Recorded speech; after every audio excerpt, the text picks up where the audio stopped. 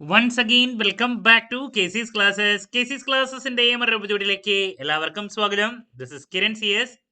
Calicut university BCom 6th semester എക്സാംസിൽ next നടക്കാൻ പോകുന്നത് ഏറ്റവും ഇമ്പോർട്ടൻ്റ് ആയുള്ള സബ്ജക്റ്റ് ആണ് ഫണ്ടമെന്റൽസ് ഓഫ് ഇൻവെസ്റ്റ്മെന്റ്. ഈ ഒരു പേപ്പറിൽ ഉറപ്പായും പ്രതീക്ഷിക്കുന്ന പാർട്ട് ബിയിലുള്ള 5 മാർക്സിന്റെ ചോദ്യങ്ങളാണ് ഈ ഒരു വീഡിയോയിൽ ഇൻക്ലൂഡ് ചെയ്തിട്ടുള്ളത്. വീഡിയോയിലോട്ട് പോണേക്കാൾ മുമ്പ് പറയാനുള്ളത് നമ്മുടെ സ്ഥാപനം കാലിക്കറ്റ് യൂണിവേഴ്സിറ്റി ബികോം BBA എല്ലാ സെമസ്റ്ററിലെയും ക്ലാസ്സസ് പ്രൊവൈഡ് ചെയ്യുന്നുണ്ട്. നമ്മുടെ ആപ്പിലൂടെയാണ് ക്ലാസ്സസ് അവൈലബിൾ ആവുക. റെക്കോർഡ് ക്ലാസ്സസ് ഉള്ളതുകൊണ്ട് തന്നെ എപ്പോൾ വേണമെങ്കിലും പഠിച്ച് ഡൗട്ട് ഉള്ളത് ചോദിക്കാനുള്ള അവസരം ഉണ്ടെന്നുള്ളതാണ്. ഇതുവരെയുള്ള നമ്മുടെ റിസൾട്ട്സ് ഒക്കെ സൂപ്പർ റിസൾട്ട്സ് ആണ് കേട്ടോ. സോ നമ്മുടെ ക്ലാസ്സിൽ ജോയിൻ ചെയ്ത് പഠിച്ച് നല്ല മാർക്ക് മേടിക്കാൻ താല്പര്യമുള്ള സ്റ്റുഡൻസിന് ഡിസ്ക്രിപ്ഷൻ ബോക്സിലുള്ള എൻ്റെ വാട്സപ്പ് നമ്പറിൽ കോൺടാക്ട് ചെയ്യാം, ക്ലാസ്സസ് ആക്സസ് ചെയ്യാം. ഓക്കെ, സോ നമുക്ക് എന്തെങ്കിലും വീഡിയോയിലോട്ട് കിടക്കാം. അപ്പോൾ പാർട്ട് ബിയിൽ സാധാരണ കണ്ടുവരുന്നത് 8 ചോദ്യത്തിൽ 2 പ്രോബ്ലംസും 6 തിയറി ചോദ്യങ്ങളാണ്. സോ പ്രോബ്ലംസ് ആയിട്ട് റിപ്പീറ്റ് ആയിട്ട് കണ്ടുവരുന്നത് ആദ്യം ഒന്ന് പറയാം.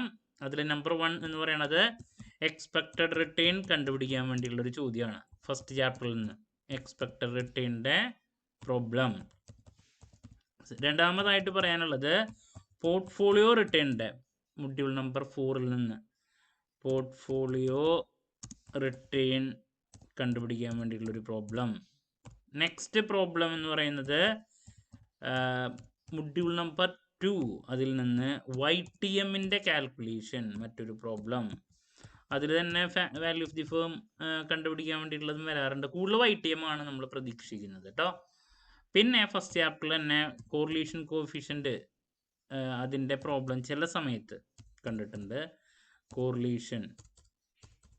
കോറിലേഷൻ്റെ പ്രോബ്ലം. അപ്പോൾ നമ്മൾ 5 മാർക്കിൻ്റെ ഏറ്റവും കൂടുതൽ കണ്ടുവന്നിട്ടുള്ള പ്രോബ്ലംസ് ഈ പറയുന്ന ടോപ്പിക്സ് ആണ്. ഇതിൽ നിന്നൊരു 2 എണ്ണം എക്സ്പെക്ട് ചെയ്യുന്നു കേട്ടോ. ഇനി നെക്സ്റ്റ് പിന്നെ ഇതിലാകെ കൂടിയിട്ട് റിപ്പീറ്റ് അല്ലാത്തത് എന്ന് പറയുന്നത് മൊഡ്യൂൾ നമ്പർ 2-ലെ ഇപ്പോൾ ബോണ്ട് ഡ്യൂറേഷൻ്റെ പ്രോബ്ലം, അതല്ലെങ്കിൽ ഡിവിഡൻറ്റിൻ്റെ ഒക്കെ കാൽക്കുലേഷൻ, സിംഗിളായിട്ടുള്ള ഒറ്റ വർഷത്തേക്കുള്ള അങ്ങനത്തെ ചോദ്യങ്ങളൊക്കെ 2-3 വർഷമൊക്കെ കൂടുമ്പോൾ ഒരു പ്രാവശ്യമൊക്കെ കണ്ടുവന്നിട്ടുള്ളൂ. റിപ്പീറ്റ് ആയിട്ടുള്ളതാണ് ഞാനിവിടെ മെയിനായിട്ട് ഇപ്പോൾ പറഞ്ഞത് കേട്ടോ.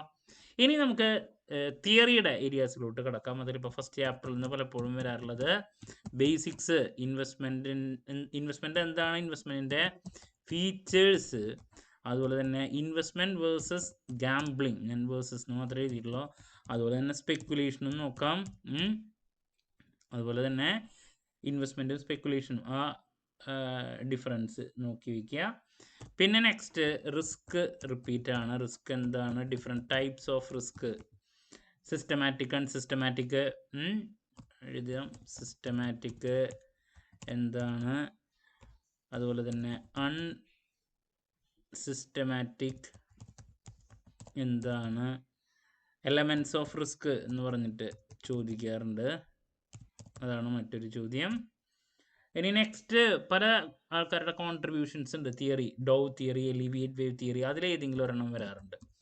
ഡോവ് തിയറിയോ അതല്ലെങ്കിൽ Elliott wave theory, Elliott wave theory, അത് നെക്സ്റ്റ് നോക്കാം.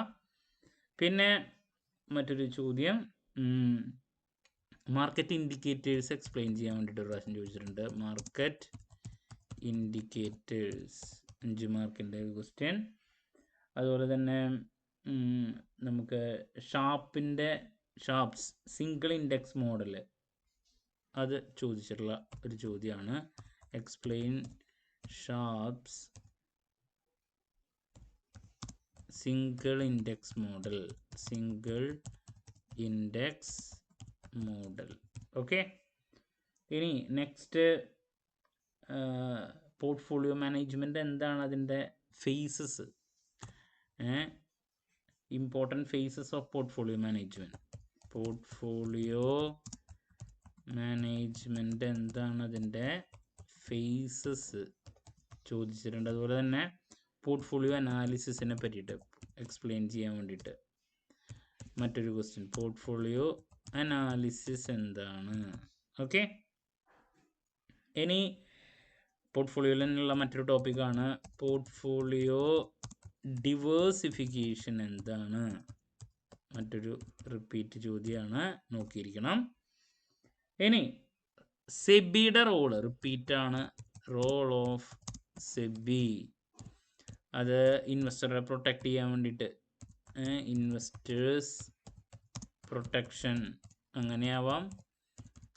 അതുപോലെ തന്നെ ഈ പറയുന്ന ഇന്ത്യൻ ക്യാപിറ്റൽ മാർക്കറ്റിനെ എങ്ങനെ റെഗുലേറ്റ് ചെയ്യണു സെബി, എങ്ങനെയാണ് regulating the Indian capital market, എങ്ങനെയാണ് റെഗുലേറ്റ് ചെയ്യണത്, ആ ഒരു ചോദ്യം പ്രതീക്ഷിക്കുന്നുണ്ട്.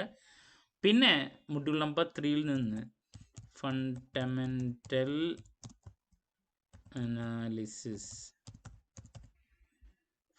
അനാലിസിസിൻ്റെ കൺസെപ്റ്റ് ഉണ്ട്, ടെക്നിക്കൽ അനാലിസിസിൻ്റെ കൺസെപ്റ്റ് ഉണ്ട്. അപ്പോൾ EIC എടുത്തിട്ട് ചോദിക്കാം. അത് 2 മാർക്കിലും വരാൻ സാധ്യതയുള്ളതാണ്. EIC economic industry company analysis, അതുപോലെ തന്നെ അതിലെ ടെക്നിക്കൽ അനാലിസിസ് എന്താണ്. അപ്പോൾ ഇതൊക്കെ 5 മാർക്കിന് പലപ്പോഴും കണ്ടിട്ടുള്ള ചോദ്യങ്ങളാണ്. മറ്റൊരു ക്വസ്റ്റ്യൻ, ഇൻഡിസസിൻ്റെ ബെനഫിറ്റ്സ് ഓഫ് ഇൻഡിസസ് നിർബന്ധമായും നോക്കുക. ഒറ്റ പ്രാവശ്യം ചോദിച്ചുള്ളൂ, റിപ്പീറ്റ് അല്ല, എന്നാലും നോക്കി വയ്ക്കണം കേട്ടോ.